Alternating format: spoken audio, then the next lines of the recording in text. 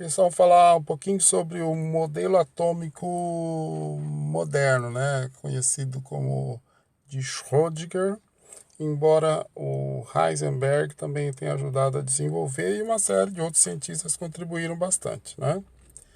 Então, de acordo com esse modelo, as camadas propostas por Bohr, que já foi um avanço, já foi um aumento de complexidade muito elevado em relação ao modelo de Bohr, sofreu um aumento de complexidade ainda maior, porque eles propõem, esses cientistas da mecânica quântica, que as camadas propostas por Bohr se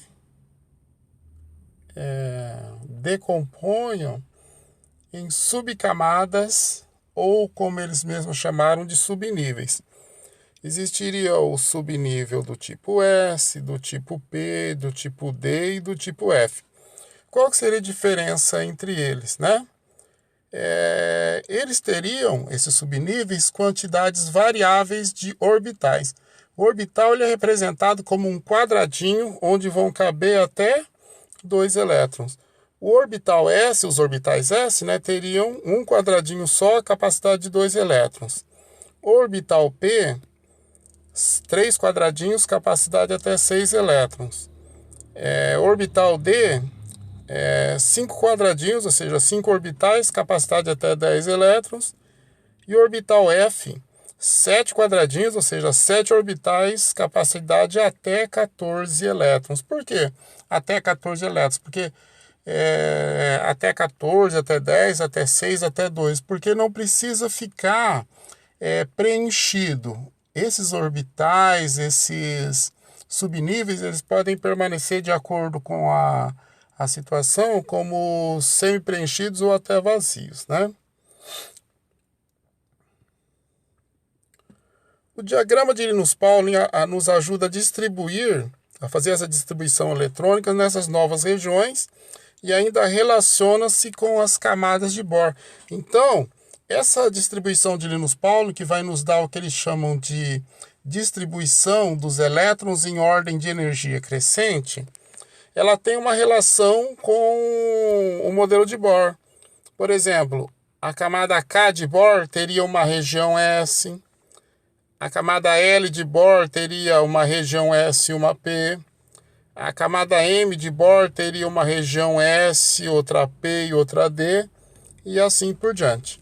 Então a gente fala que a distribuição de acordo com o que tem em cada um dos subníveis é ordem crescente de energia, né?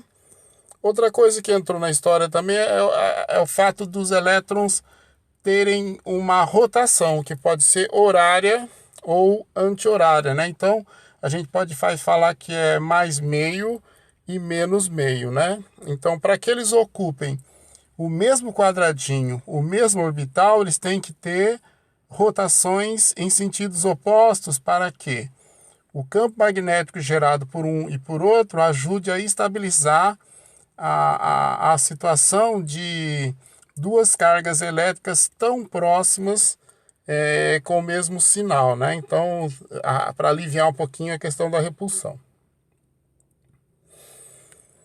Identificação de cada elétron do átomo, os 4 números quânticos. Então, é como se fosse um condomínio. O elétron, ele mora no Brasil, ele mora em Ribeirão Preto, ele mora no condomínio tal e ele mora na casa tal daquele condomínio. Então, a gente precisa identificar o elétron, cada um dos elétrons de um átomo vai receber 4 números quânticos. Então, os elétrons, não pode existir dentro do mesmo átomo elétrons que tenham os 4 números quânticos iguais. A gente vai ver daqui a pouquinho. O número quântico principal vai indicar a camada ou nível em que esse elétron se encontra.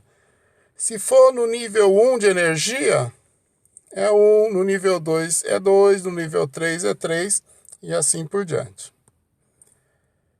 O número quântico secundário, representado pela letra L, é o subnível em que eles se encontram. Se for no subnível S, é 0. Se for no subnível P, é 1. Se for no subnível D, é 2. Se for no subnível F, é 3. ml, que é o número quântico magnético, que é a posição do orbital dentro do subnível, né? Quando eu tenho as regiões, são os subníveis S, como ele só tem um quadradinho, o único número possível de magnético para ele é 0. Já no P, eu vou ter as opções 0 para o central, direita mais 1, esquerda menos 1.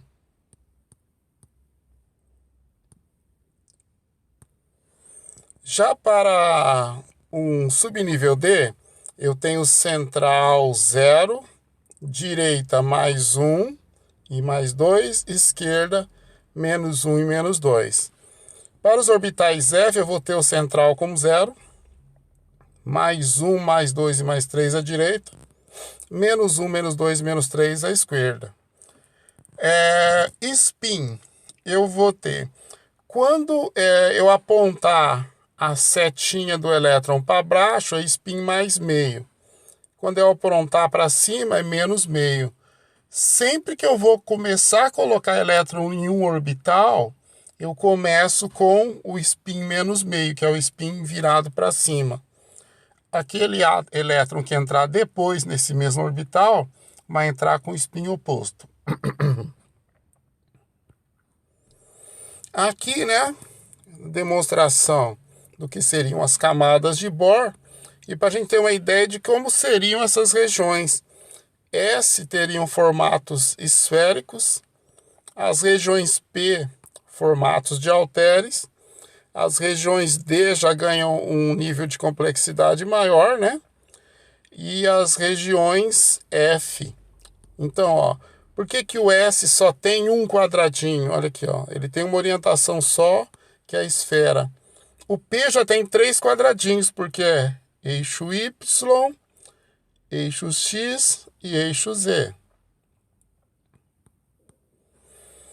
Aí, quando eu vou para o D, por que que ele tem 5 quadradinhos? Porque ele tem todas essas possibilidades aqui de orientação para os seus elétrons, assim como também os orbitais, na realidade, os subníveis F, que vão ter essa grande gama de formatos aí, né?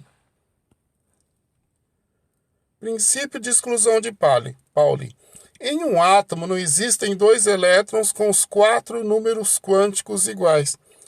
Quando é que 2 elétrons teriam os 4 números quânticos iguais? A hora que eu coloco um elétron, por exemplo, no orbital S, e eu coloco o spin para cima, eu estou falando que ele é menos meio. O que o Pauli falava é o seguinte: a hora que eu vou colocar outro elétron, eu não vou poder fazer isso aqui, ó, e falar que ele é menos meio também. Por quê? Porque eles não podem ficar com os 4 números quânticos iguais.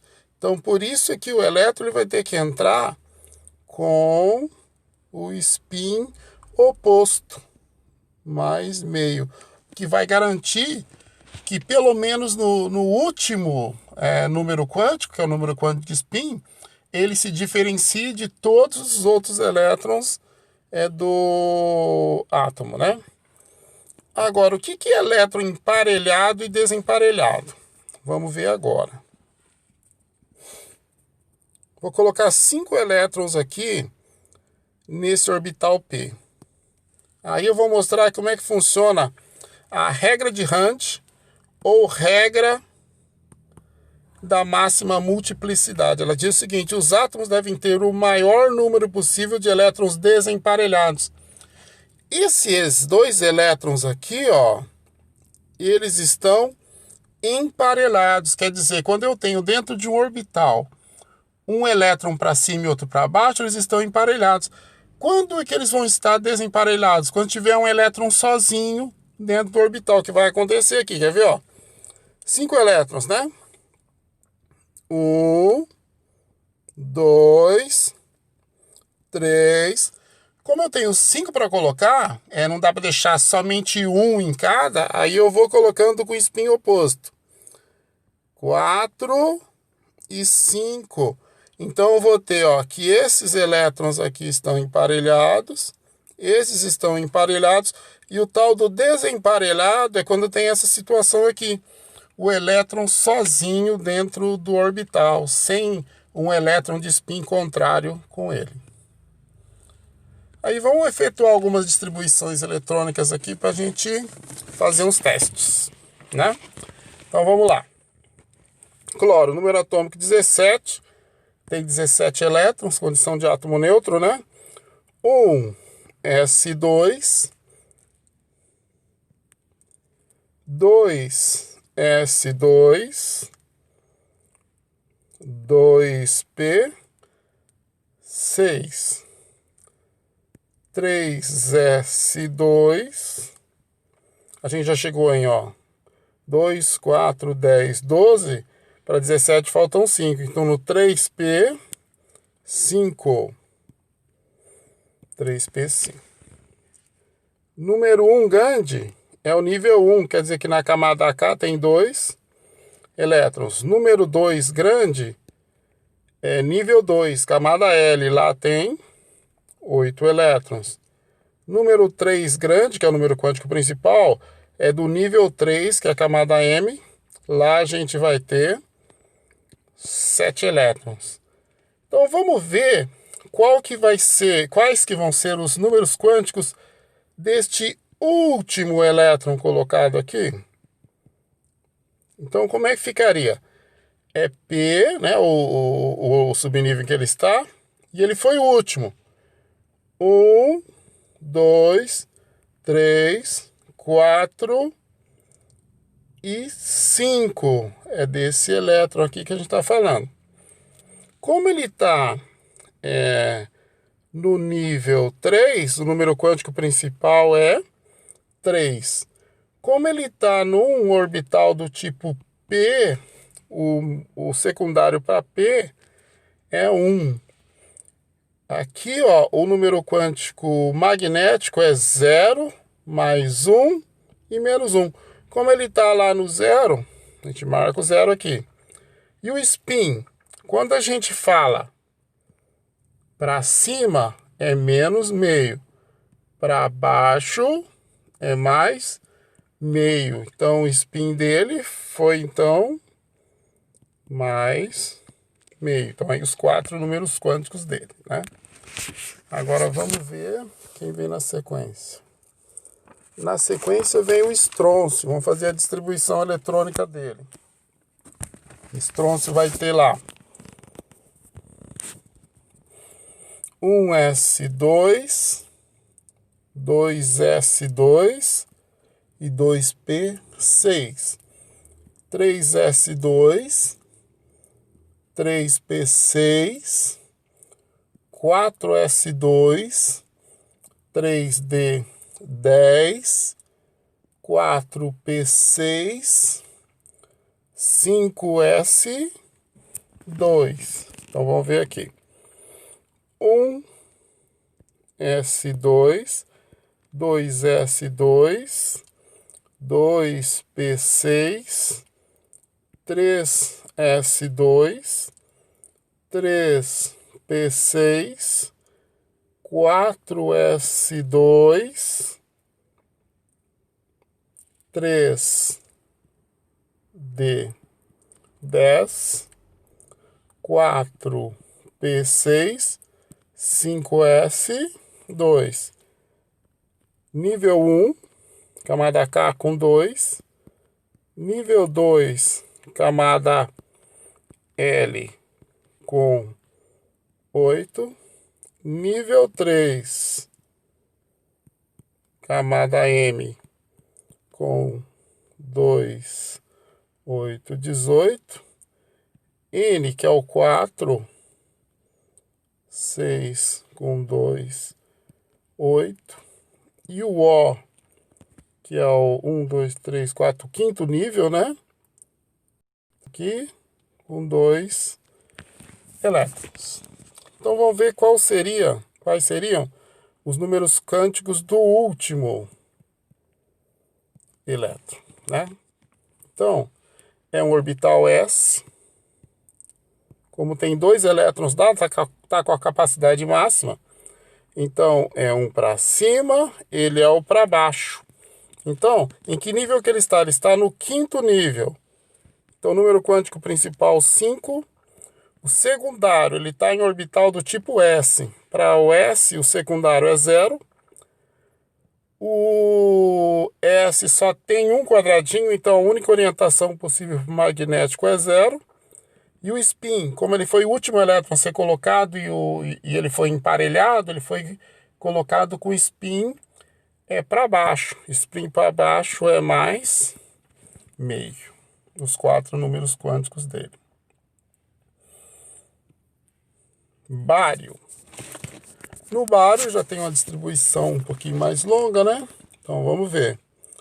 1s2, 2s2, 2p6, 3s2, 3p6, 4s2, 3d10, 4p6, 5s2, 4d10,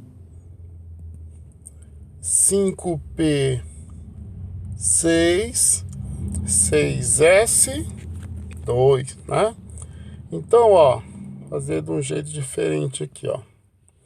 Camada K, quantos elétrons? 2. Camada L, quantos elétrons? 6 com 2, 8. Camada M, 10 com 2 com 6, 18. Camada N, 10 com 6 com 2, 18.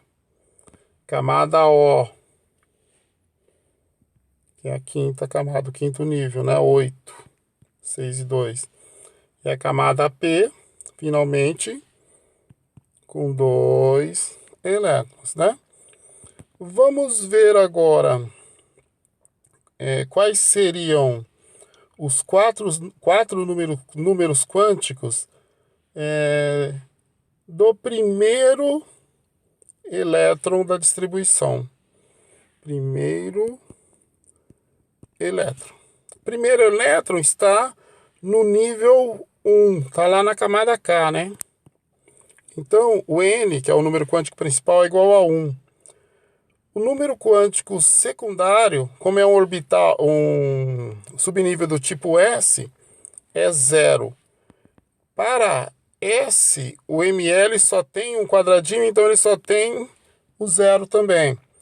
E agora o de spin, como ele foi o primeiro elétron a ser colocado, ele foi colocado com o spin virado, com a seta virada para cima, indicando que ele é um elétron menos meio. Pessoal, distribuição em números quânticos é uma questão de realmente a gente treinar, né? Então vamos fazer os exercícios para a gente conseguir posteriormente tirar as dúvidas, ok?